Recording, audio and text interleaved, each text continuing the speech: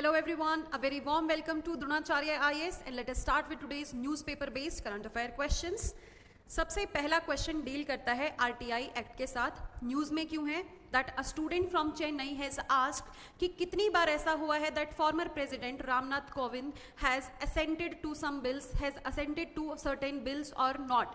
कब असेंट दिया है, कब नहीं दिया है, इस बारे में उन्होंने डाटा मांगा था, लेकिन राष्ट्रपति भवन ने नकार दिया और उस पर बोला है कि हमारे पास कोई ऐसा डाटा नहीं है, there is no data on that. इसके बाद सीआईसी सेंट्रल इंफॉर्मेशन कमीशन में इसको चैलेंज किया गया है, लेकिन सीआईसी ने भी आपके राष्ट्रपति भवन का जो उनका फैसला है उसको अपहेल्ड कर दिया है. तो इसी के रिगार्डिंग हम दो क्वेश्चन डिस्कस करेंगे, एक करेंगे आरटीआई के बेसिस पे, दूसरा करेंगे सीआईसी के बेसिस पे. So now let us start the discussion. Okay जी, हाँ जी. तो आर्टिकल क्या, आपका क्वेश्चन क्या बोलता है? The right to information act जो कि पास हुई थी 2005 में empowers Indian citizens to seek information from public authorities aligned with which of the following articles. ये कौन से आर्टिकल में मेंशन करते हैं हम आरटीआई को, या आरटीआई कौन से आर्टिकल में बताया गया है, कौन से आर्टिकल में ऐड किया गया है 2005 में? तो यहाँ पे शुरुआत में है article 14, then 19, then 21 and then 32. कौन से आर्टिकल में यहाँ पे इसको ऐड किया गया है? तो answer will be second, article 19(1)(a. ठीक है, आर्टिकल 19(1)(a) क्या बोलता है? Freedom of speech and expression. तो उसमें आरटीआई को हम मान सकते हैं कि RTI comes under the article 19(1)(a. ठीक है जी, नेक्स्ट क्वेश्चन देखते हैं. अब यहां पे आपसे पूछा गया है कि सीआईसी के बारे में बताइए. अब सीआईसी क्या है? आपका central information commission. Central information commission के बारे में पूछा गया है, इसकी कॉम्पोजिशन के बारे में पूछा गया है. पहली स्टेटमेंट बोलती है CIC shell consist of central information commissioner and not more then 5 other information commissioner. यहाँ पे सेंट्रल नहीं, यहाँ पे चीफ आ जाएगा. ठीक है जी, यहाँ पे आ जाएगा आपका चीफ इंफॉर्मेशन कमिश्नर.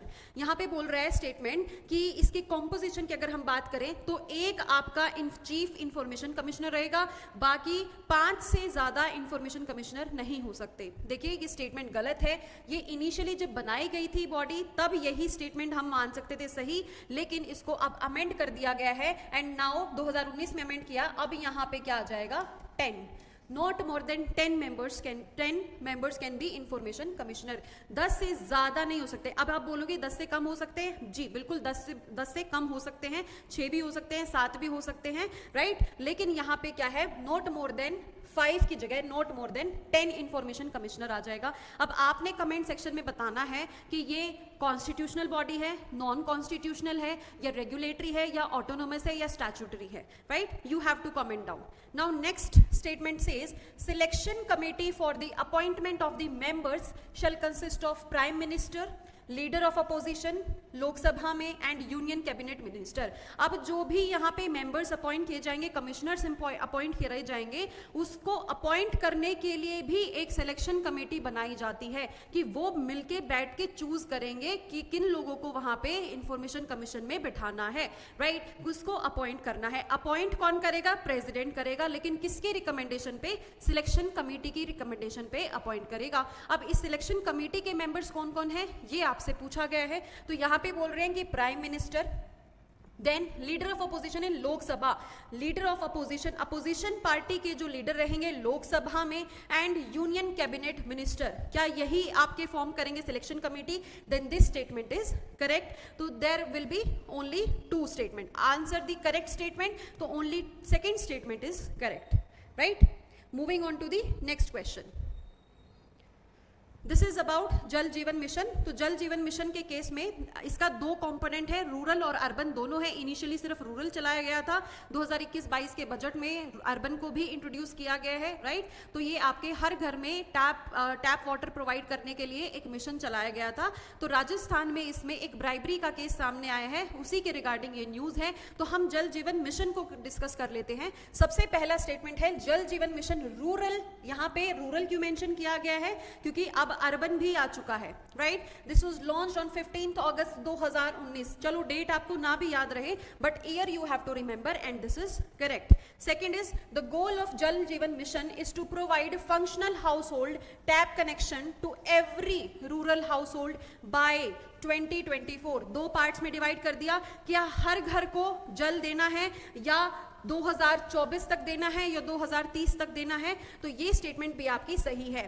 अगर यहाँ पे अर्बन मिशन नहीं होता, अगर हमने अर्बन जल जीवन मिशन नहीं लॉन्च किया होता और यहाँ पे आपसे पूछा जाता है रूरल हटा के कि Jal Jeevan mission is to provide functional household tap connection to every household, अगर यहाँ पे रूरल की जगह और अर्बन हमने लॉन्च ही नहीं किया होता और रूरल हटा के एवरी कर देते तो ये आंसर गलत हो जाता. लेकिन अगर यहाँ पे रूरल की जगह एवरी भी है तो भी ये सही माना जाएगा, बिकॉज अर्बन जल जीवन मिशन भी यहाँ पे लॉन्च हो चुका है, राइट. और ये 2024 का ही टारगेट है, दोनों का ही, अर्बन का भी और रूरल का भी. So this statement is also correct. इसके बाद सर्विस लेवल अंडर जल जीवन मिशन क्या है कि आपके daily 55 litres per capita per day water provide करवाया जाएगा. So this limit is also correct. That is why we have covered a mission.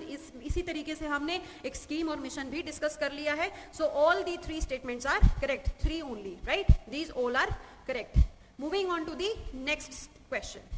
This relates to UAPA, right? Unlawful Activities Prevention Act. तो यहाँ पे 2 famous personalities को under the UAPA arrest कर लिया गया है. UAPA एक्ट जो कि इनिशियली आई थी 1967 में, लेकिन इसको 2019 में भी अमेंड किया गया है. 2019 में छोटे मोटे अमेंडमेंट्स आपको देख लेने हैं. जस्ट लाइक कि यहाँ पे इससे पहले क्या है, किसी ऑर्गेनाइजेशन को टेररिस्ट बोल सकते थे, अब एक इंडिविजुअल को भी टेररिस्ट हम यहाँ पे बोल सकते हैं. तो फर्स्ट स्टेटमेंट क्या बोल रही है? It empowers the Central Bureau of Investigation to investigate and prosecute cases under UAPA across the country. तो यहाँ पे बोल रहे हैं कि सेंट्रल ब्यूरो ऑफ इन्वेस्टिगेशन की CBI के पास पावर है कि UAPA के केसेस को हैंडल करेगी CBI. तो क्या ये स्टेटमेंट सही है? नहीं. यहाँ पे क्या है? NIA, नेशनल इन्वेस्टिगेशन एजेंसी को पावर दी गई है UAPA के अंडर. तो CBI की जगह क्या आ जाएगा? National investigation agency.